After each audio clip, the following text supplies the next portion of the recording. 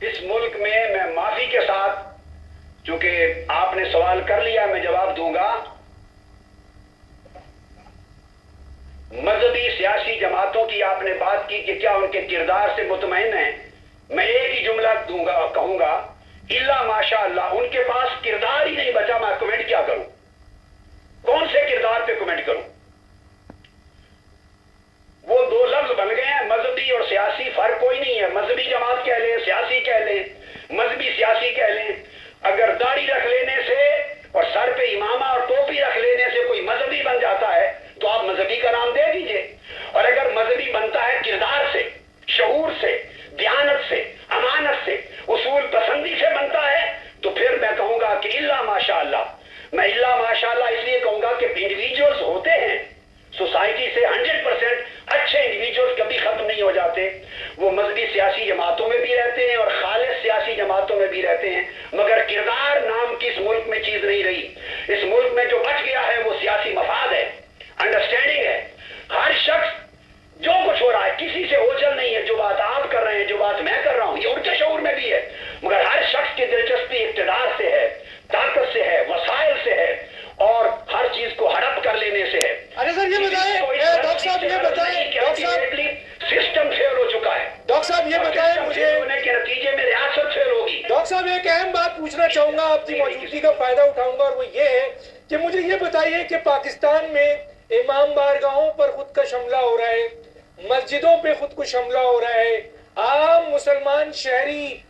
بازاروں میں مارے جا رہے ہیں خودکش حملے میں، اور اس کی ذمہ داری تحریک طالبان لیتی ہے جو اپنے آپ کو اسلام سے ریلیٹ کرتی ہے۔ لیکن اس ملک میں شراب خانے بھی موجود ہیں، اس ملک میں فحاشی کے اڈے بھی موجود ہیں، اس ملک میں جو ہے وہ ایسے نائٹ کلبز بھی موجود ہیں، اس ملک میں وہ لوگ بھی موجود ہیں جو افغانستان پر ظلم کر رہے ہیں، لیکن ان پر حملہ نہیں ہو رہا ہے۔ کیا کہیں گے آپ؟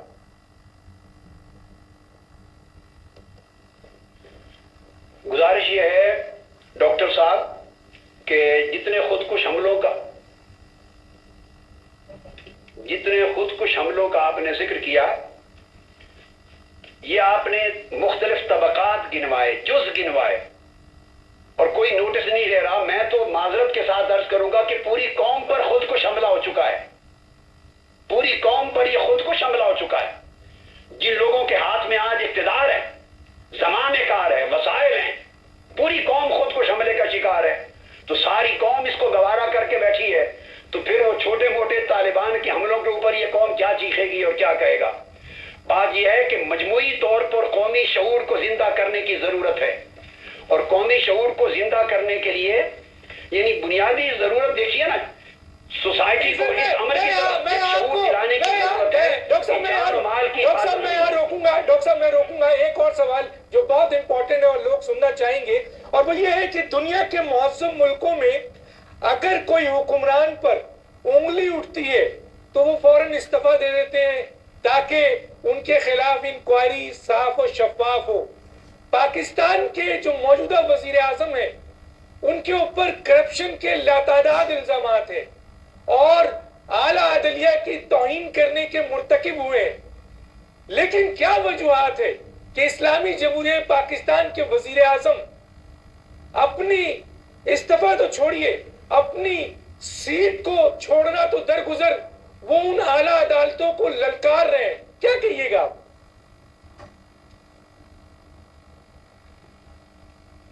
بات یہ ہے